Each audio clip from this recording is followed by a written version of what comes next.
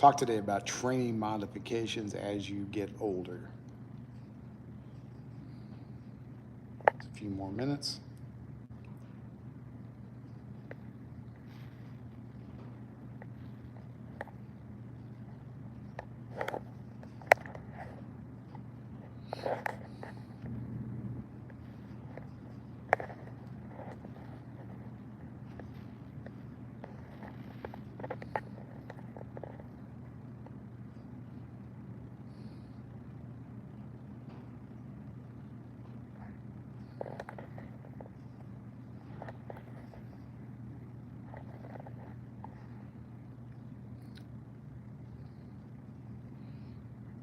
All right, so let's talk training modifications as you get older.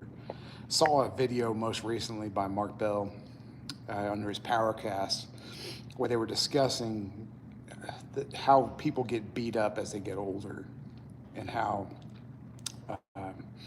basically the summation of it was, why do you need to adjust your training as you get older? And it got me thinking about some things. And they had a video in there from Stuart McGill, Dr. Stuart McGill, who's widely revered as probably the best back doctor in the world, best at rehabbing low back problems, upper back problems, spine issues in general. He's revered as probably the best in the world. And he basically gave this a client of his a option. You can either play with your kids later on as you get older in your 80s, or you can stop deadlifting now. And it got me thinking about a lot of things, namely that lately we've had there's been a push. It's a marketing push, so people and coaches have a niche, so they have a group of individuals that they directly speak to. And I think with that niche, you begin to pigeonhole yourself a little bit as to how exactly you limit your services. Now, I just think that as you get older, I think that we all know aging causes issues. It causes problems. As you get older, you don't recover as well as you used to, especially when you get in your 30s, your 40s, and into your 50s. I'm not there yet, but I'm in my 40s. So as you get older, your recovery goes down. But does that mean you need to strip away movements? Does that mean that you need to stop doing things that you enjoy? And my answer to that is no. The only difference between a 14-year-old kid who's first starting to lift weights and a 60-year-old man that continues to lift weights is the injuries that have occurred between start to finish. That's the only thing that's changed, period. That's it. So if you want to look at things, like a 14-year-old kid usually doesn't have a whole lot of problems. So you teach them solid technique, and they're going to get strong really, really fast. I see that in my weight room all the time here at the high school. Like, we get stupid strong within a year. My son, for instance, he went from benching the bar just the beginning of last year around this time. He benched an easy, smooth 205 at 150 pounds this year. Granted, the sports he plays helps him. He's a gymnast, that helps him. But he doesn't have any major injuries to really worry about. Now, if someone had torn their pec before, yes, you can rehab that, but I'm not sure if you'll ever really be the same. You can believe you are, but I'm not sure if you are. Maybe those are the modifications that need to be made as you continue to age, because as we get older, our goal should be longevity. So maybe the changes that need to happen aren't that we strip away the movement itself. It's not that we strip away the bench press, the deadlift, the squat. It's that we go to something easier for the body to adapt to. Instead of bench pressing, maybe we go to a floor press. Maybe we go to an incline press. And instead of training in that 1 to 5 rep range, maybe we bump that up to 5 to 8 or 8 to 12 and still challenge the body, because I still think you need to work up to a heavy set of something. Heavy being like an 8 out of 10 effort. You still need to do that. You still need to accrue that type of muscle damage so you can continue to grow and get stronger. That's really the goal. We don't ever really want to regress our strength to a level where it becomes completely unrespectable in our own minds. Like if there's ever a day that I cannot bench press 135 pounds, I'm not going to be happy. If there's a day I can't walk up to 315 cold and deadlift it, I'm not going to be happy. But knowing that as age happens, 225 would be the absolute bottom of where I would want my deadlift to end. So again, maybe we rotate in different movements. Maybe you only bench press or you only do a real deadlift from the floor once every 3 weeks to a month. But other movements can still be trained in restricted ranges, different ways. Instead of a barbell deadlift, how about we do a kettlebell deadlift? How about we do a rack pull? Then we go around and we do a sumo deadlift every 3 weeks. You just go up and touch something kind of heavy. Paul Massey, I'm not sure what you're trying to say to me, brother. But it's kind of the idea is I don't think we ever need to strip away things completely, especially if you love it. If someone really, really gets off on deadlifting, why would you take that out of your life? Why would you remove that completely? Now, if you're in a hospital bed, that changes things.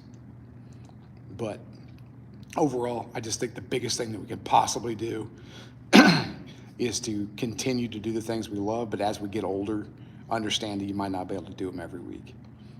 Train high rep dumbbell presses 2 or 3 times before you go up and hit that next bench press, 3 or 4 weeks out. And you'll find out that the accessory movement of that dumbbell bench will keep that barbell bench climbing and climbing and climbing. Yeah, Paul, I agree with you. Bench presses are good, man. Maybe you even put a slingshot on, and then one of those Mark Bell slingshots, put that on, again, because that's going to relieve that stress, or even you board press, or possibly, you do I love doing pin presses out of the racks. So set it about 2 inches above the chest and letting that go and let the eccentric kind of fall, but it's mostly a concentric movement. But absolutely, I think that you keep these movements in, and I think a lot of what's going on right now in the fitness realm is you have a lot of fear porn.